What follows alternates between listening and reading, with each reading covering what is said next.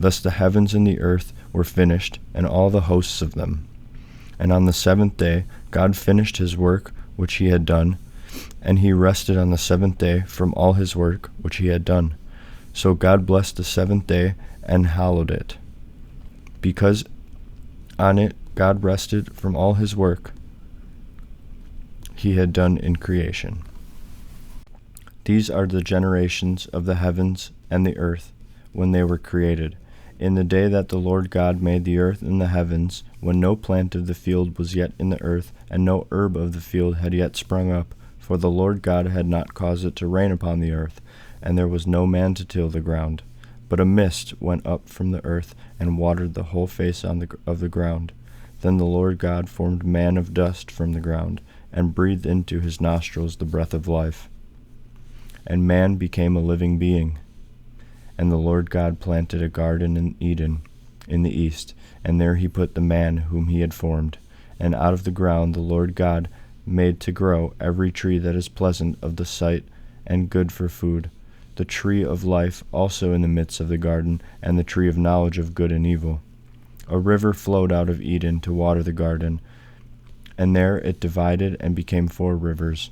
The name of the first is Pishon.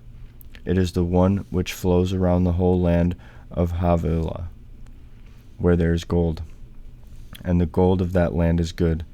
Bdellium and onyx stone are there. The name of the second river is Gihon. It is the one which flows around the whole land of Cush. And the name of the third river is Tigris, which flows east of Assyria. And the fourth river is the Euphrates. The Lord God took the man and put him in the Garden of Eden to till it and keep it. And the Lord God commanded the man, saying, You may freely eat of every tree of the garden, but of the tree of knowledge of good and evil you shall not eat. For in the day that you eat of it, you shall die. Then the Lord God said, It is not good that the man should be alone. I will make him a helper, fit for him.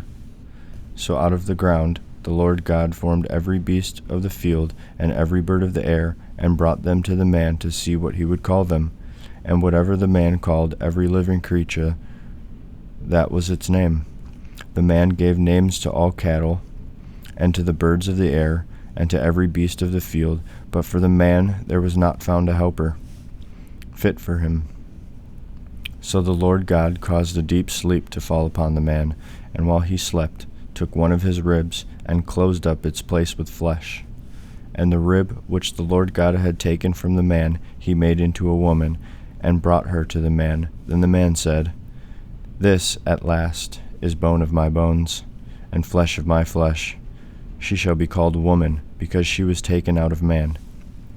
Therefore a man leaves his father and his mother, and cleaves to his wife, and they become one flesh. And the man and his wife were both naked, and were not ashamed.